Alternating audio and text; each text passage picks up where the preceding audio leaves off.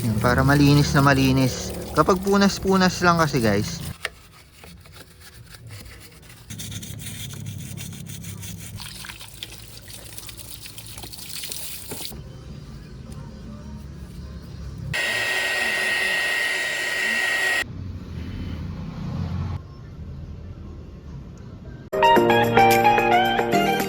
magandang umaga sa inyo, Moto Arc here. At sa video ito ay maglilinis lang po tayo ng ating mga engine bay or mag-engine wash kumbaga nitong part na to ng ating mga makina, itong upper part na yan. Kasi kung makikita nyo naman, medyo sobrang dumi na, medyo maalikabok. At by the way, kakabit lang po natin itong mga hose natin. So bago po natin sana siya i-montage, lilinisan ko muna yung engine bay natin para syempre kaya ayos siyang tignan. So yun, napaka-basic lang naman kung bakit natin kailangan linisan yung ating mga engine bay. Una, para hindi pa mahayin ng mga daga or hindi siya ngat-ngatin ng mga daga kasi puntahan ng mga insekto or mga daga nga yung ating mga motor, lalo na yung mga wire. Pwede nilang ngat-ngatin, kagatin, sirain yung mga wire kapag marumi na po yung mga yan.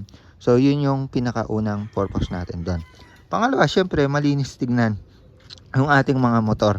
So mas okay na nalilinisan natin yan kapag gumabot na sa point na ganito na siya karumi. Para nang sa gayon is sa maayos at malinis yung ating mga motor, hindi siya agad masira dahil nga hindi po magbi-build up yung mga alikabok po sa mga wire natin na pwedeng mag-cause na humina po, masira or ma-degrade po yung mga hose natin, yung mga rubber parts natin, mga ganung bagay. Alam naman natin pag malinis yung isang bagay, mas tatagal siya, 'di ba? So dito kasi sa motor natin, itong taas lang na part yung medyo dumudumi naman kasi yung mga alikabok, pag nahuhulog yan, sumisiksik sa taas. Yung sa gilid, hindi naman siya masyadong dumihin eh. Tsaka hindi naman natin malilinisan talaga yan kasi maraming mga wires dyan. Pero dito lang naman sa ibabaw, yung pinaka narurumihan talaga yan, no? Kung makikita nyo, dumi, alikabok. Ayan, alikabok. Idadamay na rin natin tong gas tank. Medyo napagpagan ko na nga yan eh. Ayan o, napagpagan ko na. Tapos damay na rin natin itong mga part ng chassis. Ayan o, namuo. Pati itong part ng fairings. Ayan, kung makikita nyo, marumi. Actually, may video na tayo about sa engine wash. Kung gusto makita, ito yung mga video. Pero ito kasi every mga 3-4 months or kada baklas natin ng U-box, nililinis ko tong engine bay natin or ine-engine wash natin siya para syempre malinis palagi yung ating mga motor. So about po sa mga gagamitin po natin, napaka basic lang naman. So meron tayong degreaser dito.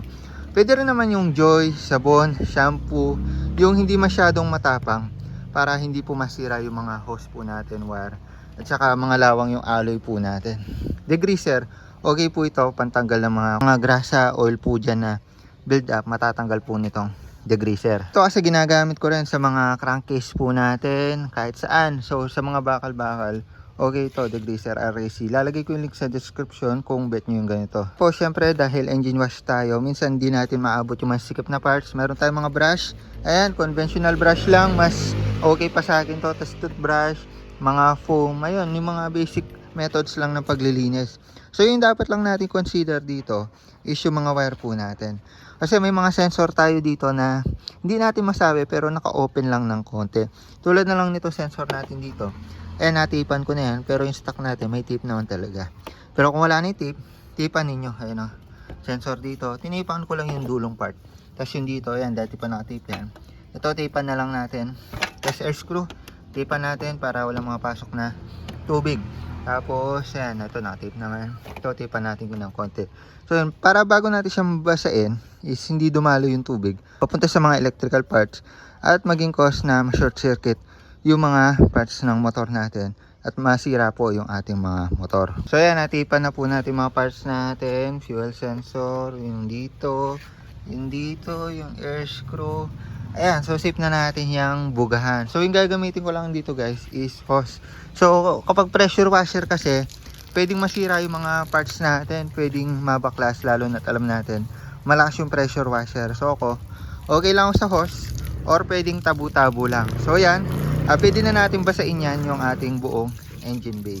So huwag kayo matakot kasi may mga parts naman tayo dyan na sobrang sealed. So para ma-assure na lang natin na hindi mapasukan yung mga electrical parts. tape na lang natin. So ayan, basahin lang natin yung mga parts na lilinisan natin. Tapos lalagyan natin siya ng degreaser. Yan, para malinis na malinis. Kapag punas-punas lang kasi guys, medyo mahirap matagtag yung mga nakasingit na alikabok. So yung engine wash ginagawa para malinis ng todo yung mga parts ng motor natin na mahirap tanggalan ng alikabok. So mawawash out lang yan yung mga dumi-dumi dyan. O diba? Kapag nabasa na natin ng buo, pwede na tayo mag-ready ng degreaser natin. So kagandahan sa ganitong degreaser, bumubula siya guys. So ako hinahalo ko siya sa tubig para medyo dumami. Pero yung bumubula siya, tapos meron pa yung nabibili na pang spray siya.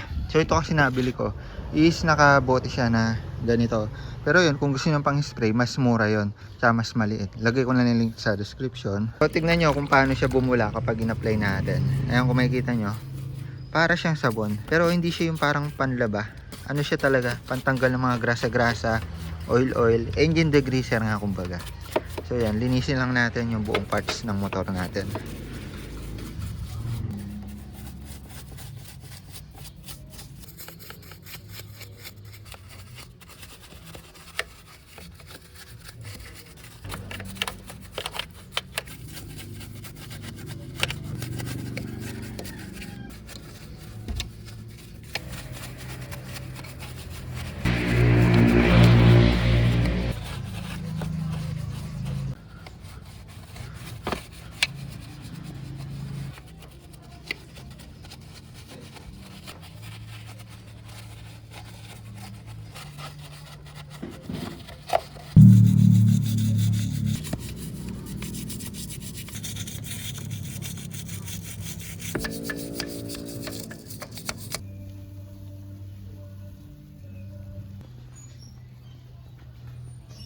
Siyempre pag okay na, nasabunan na, nalinis na, pwede na po ulit natin siyang banlawan.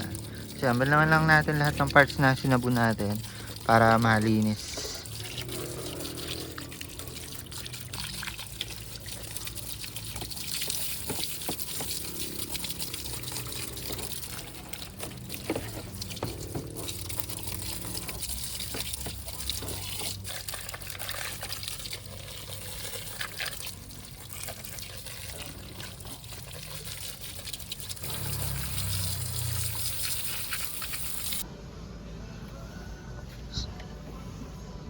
So after mabanlawan, syempre kailangan natin patuyuin yan. So pwede tayong gumamit ng basahan kung wala po tayong blower. Pero yung pinaka best option dyan, yung blower talaga yung malakas para mag-fly away na lang yung hangin. Tas mabilis matuyo, no hassle. Pero tayo, wala tayo nun.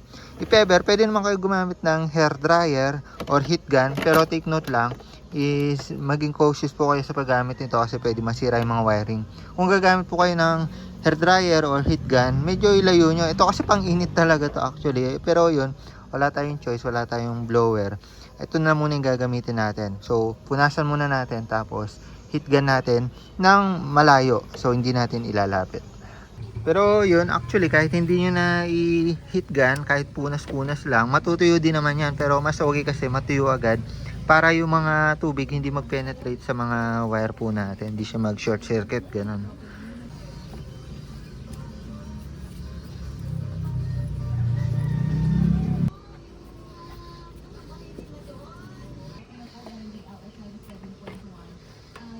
So yan, punasan na po natin. Medyo nawala na yung mga tubig-tubig pero meron pang pa konti-konti. Gamitan natin ng heat gun. So pahapyaw lang, tas medyo malayo para matuyo lang maigi.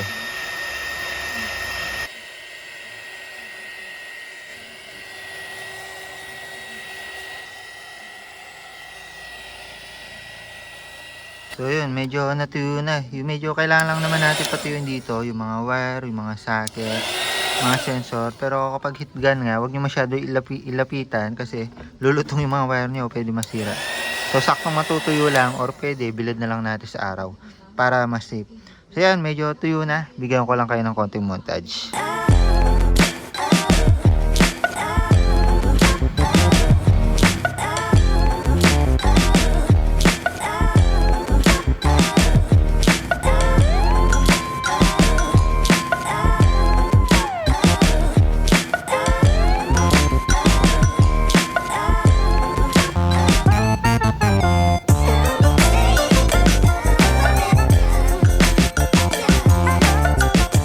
okay na, bago natin takpan yung motor, make sure natin tanggalin natin unnecessary na electrical tape na nilagay natin. Kabilang na dito sa air screw natin kasi pasokan ng hangin yan.